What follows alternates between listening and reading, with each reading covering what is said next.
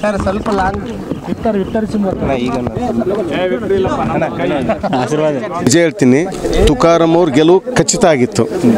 100% ಯಾವತ್ತು ನಾಮಿನೇಷನ್ ಮಾಡಿದ್ರು ಅವತ್ತು MP ಅಂತಲೇ ನಾವು ಮಾತಾಡಿದ್ವಿ. ಇದು ನಾನೇನು ಉತ್ಪ್ರೇಕ್ಷೆಯಿಂದ ಮಾತಾಡ್ತಿಲ್ಲ, ಇದು ನಿಜನೂ ಸಹ. ಯಾಕಂದರೆ ತುಕಾರಾಮ್ ಅವರು ವಿಶೇಷವಾಗಿ ವೈಯಕ್ತಿಕವಾಗಿ ಒಳ್ಳೆ ವ್ಯಕ್ತಿಗಳು, ವಿಶೇಷವಾಗಿ ವೈಯಕ್ತಿಕವಾಗಿ ತುಂಬ ಸರಳವಾಗಿರ್ತಕ್ಕಂಥ ವ್ಯಕ್ತಿ.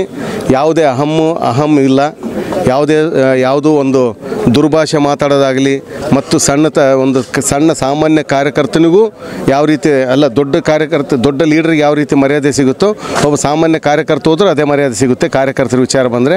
ಆಮೇಲೆ ಯಾರೋ ಒಬ್ಬ ದೊಡ್ಡ ವ್ಯಕ್ತಿ ಹೋದಾಗ ಯಾವ ರೀತಿ ಅವ್ರ ಹತ್ರ ಮರ್ಯಾದೆ ಸಿಗುತ್ತೋ ಅದೇ ರೀತಿ ಕಡೆಯ ಒಬ್ಬ ಹಳ್ಳಿಯ ಗಾಡಿನ ವ್ಯಕ್ತಿ ಹೋದ್ರೂ ಸಹ ಅವ್ರ ಹತ್ರ ಅದೇ ಮರ್ಯಾದೆ ಸಿಗುತ್ತೆ. ಸರ್, ಗೆಲುವಿಗೆ ಪ್ರಮುಖ ಕಾರಣ ಈ ಜಿಲ್ಲೆಯಲ್ಲಿ ತಮಗೆಲ್ಲ ಗೊತ್ತಿದೆ. ಈಗಾಗಲೇ ನಾವು ಘೋಷಣೆ ಮಾಡಿದ್ವಿ ಧರ್ಮ ಮತ್ತು ಅಧರ್ಮ ಅಂತೇಳಿ, ಮತ್ತೆ ಅದನ್ನು ಯಾಕೆ ಕೆಣಕ್ತೀರಿ? ಈಗಾಗಲೇ ಗ್ಯಾರಂಟಿನೂ ಕಾರಣ ಇದೆ. ರಾಹುಲ್ ಗಾಂಧಿ ಅವ್ರ ಪಾದಯಾತ್ರೆ ಕಾರಣ, ರಾಹುಲ್ ಗಾಂಧಿ ಅವರು ಇಲ್ಲಿ 3-4 ಸಾರಿ ವಿಸಿಟ್ ಮಾಡಿದ ಕಾರಣ, ಮತ್ತು ನಮ್ಮ ಸಿದ್ದರಾಮಯ್ಯ ಸಾಹೇಬ್ರದ್ದು ಮತ್ತು DK ಶಿವಕುಮಾರ್ ಸಾಹೇಬ್ರದ್ದು ಇಲ್ಲಿ ಬಂದಿದ್ದ ಕಾರಣ, ಮತ್ತು ಅವರೇನು ಗ್ಯಾರಂಟಿ ಕೊಟ್ಟರೆ ಅದೂ ಕಾರಣನ. ಆಮೇಲೆ ಜೊತೆಗೆ ವಿಶೇಷವಾಗಿ ಎಲ್ಲ ನಾಯಕರು ಒಗ್ಗಟ್ಟಿನಿಂದ ಕೆಲಸ ಮಾಡಿದ್ದಾರೆ, ಎಲ್ಲರೂ ಪ್ರಿಸ್ಟೇಜ್ ತಗೊಂಡಿದ್ದಾರೆ. ಅಂದರೆ ನಂದು ಎಲೆಕ್ಷನ್ ಅನ್ನೋಂಥ ಭಾವನೆಯಿಂದ ಕೆಲಸ ಮಾಡಿದ್ದಾರೆ. ರಾಷ್ಟ್ರ ರಾಜಕಾರಣದಲ್ಲಿ ಕೂಡ ಒಂದಷ್ಟು ಬದಲಾವಣೆ ಕಾಣುವ ಮುನ್ಸೂಚನೆ ಸಿಕ್ಕಿದೆ. 100% ಸಿಗುತ್ತಲ್ಲ. ಇವತ್ತು ಸಂಜೆ ನೀವು ನೋಡಿ, ನಾಳೆ ಬೆಳಿಗ್ಗೆ ಒಳಗಡೆ ದೇಶದ ಚಿತ್ರಣನೂ ಸ್ವಲ್ಪ ಬದಲಾದರೂ ನೀವು ಆಶ್ಚರ್ಯ ಪಡಬೇಡಿ. ಯಾಕಂತಂದ್ರೆ ನಿಮಗೇನು ಈ ದೇಶದಲ್ಲಿ ರಾಹುಲ್ ಗಾಂಧಿ ಅವ್ರನ್ನ ಬುದ್ಧು ಅಂತೇಳಿ ಮಾಡಿದರು, ಆದರೆ ಅದು ಯಾವತ್ತೂ ಸಾಧ್ಯ ಇಲ್ಲ. ಯಾರು ಕ್ರಿಯೇಟ್ ಮಾಡೋಂಗಿಲ್ಲ. ಏನನ್ನು ಕ್ರಿಯೇಟ್ ಮಾಡೋಂಗಿದ್ರೆ ಮೇಲೆ ಅವರು ಮಾಡಬೇಕಷ್ಟೇ, ಒಳ್ಳೆಯದು ಕೆಟ್ಟದನ್ನು. ನಾವೇನು ಮಾನವರು ಮಾಡೋಕ್ಕಾಗೋದಿಲ್ಲ. ಅವರು ಇವತ್ತು ಪ್ರಬುದ್ಧ ರಾಜಕಾರಣಿ ಆಗಿದ್ದಾರೆ. ಇವತ್ತು ಈ ದೇಶದಲ್ಲಿ ಕನ್ಯಾಕುಮಾರಿಯಿಂದ ಕಾಶ್ಮೀರದವರೆಗೆ ಪಾದಯಾತ್ರೆ ಮಾಡಿದ್ದಾರೆ, ಗುಜರಾತ್ವರೆಗೆ ಈಸ್ಟ್ ವೆಸ್ಟ್, ಈ north and south and east and west ಮಾಡಿದ್ದಾರೆ. ಅವ್ರಿಗೆ ಗೊತ್ತಿದೆ, ಈ ದೇಶದ ಜನರ ಭಾವನೆಗಳು ಗೊತ್ತಾಗಿದೆ, ಈ ದೇಶದ ಜನರ ಕಷ್ಟ ಸುಖಗಳು ಗೊತ್ತಾಗಿದೆ. ಆ ಹಿನ್ನೆಲೆಯಲ್ಲಿ ಇವತ್ತು ಅವರಿಗೆ ಬಲ ಸಿಗ್ತಾ ಇದೆ. ಖಂಡಿತ ನಾಳೆ ಒಳಗಡೆ ಏನಾದರೂ ಒಂದು ಚೇಂಜಸ್ ಆಗುತ್ತೆ. ಆಮೇಲೆ ಇನ್ನೊಂದು ನನ್ನ ವಾದ ಏನಿಷ್ಟ ಇದೆ, ಈ ದೇಶದಲ್ಲಿ ಎರಡೇ ನಡೀತಿರೋದು, ಒಂದು ಕೋಮುವಾದ, ಒಂದು ಸಂವಿಧಾನವಾದ. ಒಂದು ಕೋಮುವಾದ ಇಟ್ಕೊಂಡಿರ್ತಕ್ಕಂಥ NDA ಪಕ್ಷಗಳು, ಮಿತ್ರಕೂಟಗಳು ಒಂದು ಕಡೆ, ಸಂವಿಧಾನವೇ ಫೈನಲ್ ಅಂತಕ್ಕಂಥ ಇಂಡಿಯಾ ಒಕ್ಕೂಟದ ಒಂದು ಕಡೆ ಇದೆ.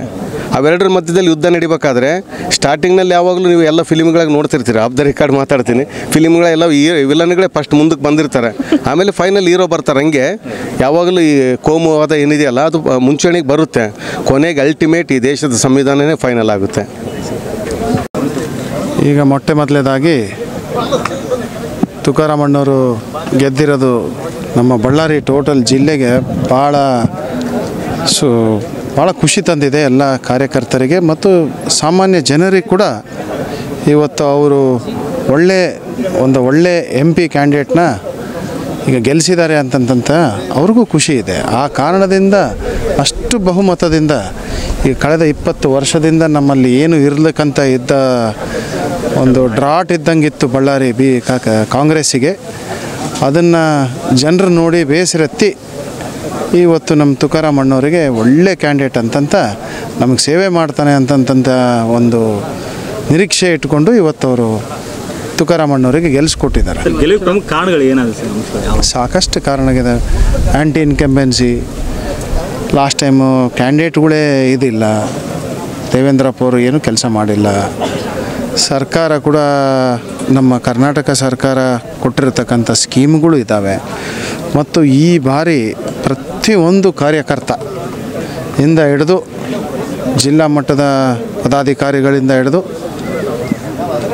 MLAಗಳು, ಮಿನಿಸ್ಟರ್ಗಳು ಎಲ್ಲರೂ ಶ್ರಮ ಪಟ್ಟಿದ್ದಕ್ಕೆ ಇವತ್ತಾಗಿದೆ ಅಂತಂತ ಹೇಳಲಿಕ್ಕೆ ಇಚ್ಛೆ ಪಡ್ತೇನೆ. ಜಿಲ್ಲಾಧ್ಯಕ್ಷರೇ, ನೀವು ಎದುರಿಸಿದ ಒಂದು ಮೊದಲ ಚುನಾವಣೆ ಇದು, ಸಿನಿಮಾ ರೂಪ ಕಾರ್ಯಕರ್ತರಿಗಿತ್ತು ಅಂತ.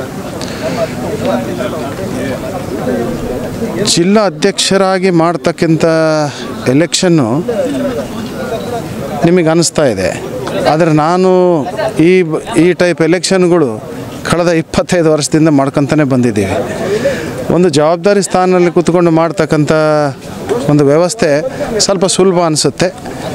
ಯಾಕಂದರೆ ಒಂದು ಪೊಲಿಟಿಕಲ್ ಕುಟುಂಬದಿಂದ ಬಂದಿರತಕ್ಕಂಥ ಎಕ್ಸ್ಪೀರಿಯನ್ಸ್ ಆಗಲಿ ಮತ್ತು ಜನರ ಬೆಂಬಲ ಆಗಲಿ ಸ್ವಲ್ಪ ಅನುಕೂಲವಾಗಿ ಸಿಗುತ್ತೆ.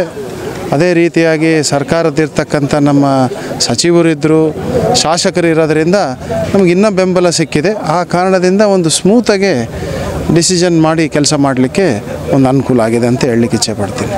ಬಳ್ಳಾರಿಯ ನಿರಂತರ ಸುದ್ದಿಗಾಗಿ ಬಳ್ಳಾರಿ ಬೆಳಗಾಯಿತು ಚಾನೆಲ್ನ ಸಬ್ಸ್ಕ್ರೈಬ್ ಮಾಡಿ ಹಾಗೂ ಬೆಲ್ ಐಕಾನ್ ಒತ್ತಿ.